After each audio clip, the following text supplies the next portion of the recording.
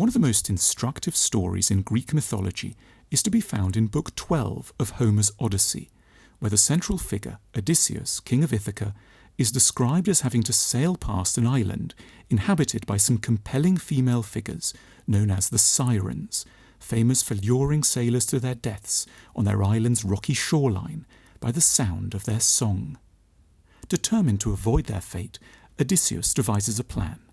As he approaches the island, he asks his sailors to tie him to the mast and to put beeswax in their ears, and then to disregard any pleas he might subsequently make, however impassioned. Sure enough, Odysseus does lose his reason and begs his sailors to get closer to the Sirens, but the ropes tying him to the mast remain firm. The sailors follow their original orders, and the ship sails on unharmed.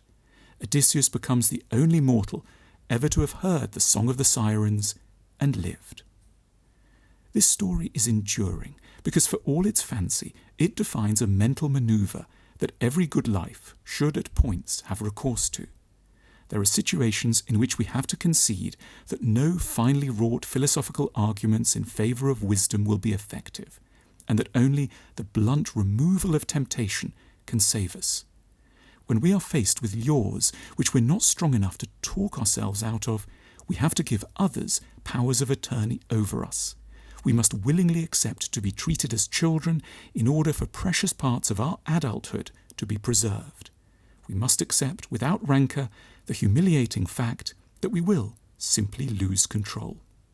The threats to our reasonableness might include an ex who ruined years of our life, but whom we long to call late at night in order to beg for another chance, or a teenage child who irritates us unbearably, but with whom we know we should never get into an argument, or an office colleague whom we must do our best to ignore, or a kind of chocolate biscuit we can't stop eating once we start, or a site on the internet we must never revisit. We each have our own version of the Sirens, precisely tailored to the fault lines of our minds. When we have these fully in view, without too much loss of dignity, we must gather our sailors, with whom we navigate our lives, and cede to them a temporary right to take away the tiller of our destiny. We must hand our friends our phones, give them the plug to our computer, tell them not to allow us into the shop, and ask them to monitor whom we have called. None of it is edifying, but it is in the end even less edifying to pretend that we can always lay claim to a reasonableness that is, in reality, only ever intermittently ours.